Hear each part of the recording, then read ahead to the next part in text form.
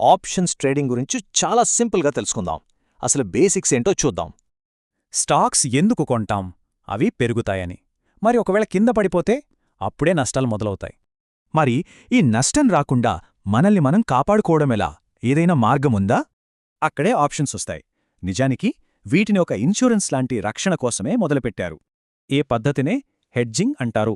అంటే రిస్క్ను తగ్గించుకోవడం. మార్కెట్ పడినా మనకు సేఫ్టీ అనమాట.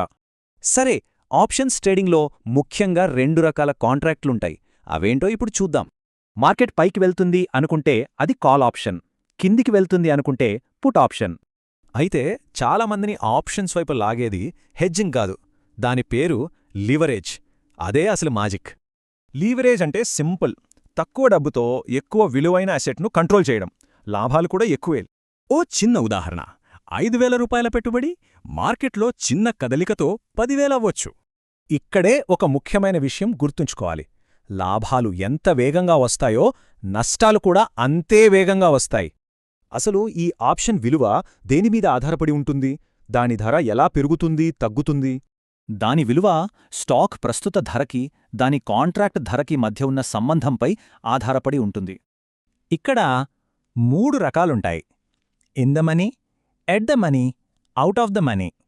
వీటి వల్లే ధరలో తేడా వస్తుంది. దీన్ని తేలిగ్గా అర్థం చేసుకోటానికి ఒక పోలిక చూద్దాం. ఇన్ ద మనీ ఆప్షన్స్ అంటే విలువైన మేగడలాంటివి. అదే out of the money options చవకైన మజ్జిగలాంటివి. వాటిలో విలువ ఇంకా అంతగా ఉండదు. ఇప్పుడు చాలా ముఖ్యమైన చివరి కాన్సెప్ట్. ఒకరికి లాభం వస్తే ఆ డబ్బు ఎక్కడ్నుంచి వస్తున్నట్టు? ఎందుకంటే ఆప్షన్ ట్రేడింగ్ ఒక జీరో సమ్ గేమ్.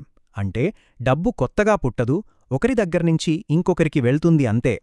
చాలా సింపుల్. ఒకరు లాభం పొందుతున్నారంటే ఖచ్చితంగా ఇంకొకరు నష్టపోతున్నారనే అర్థం. మరి ఈ జీరో సమ్ గేమ్లో గెలిచేది ఎవరు? ట్రేడ్లో అవతలివైపు ఎవరున్నారనేది ఆలోచించాల్సిన విషయం.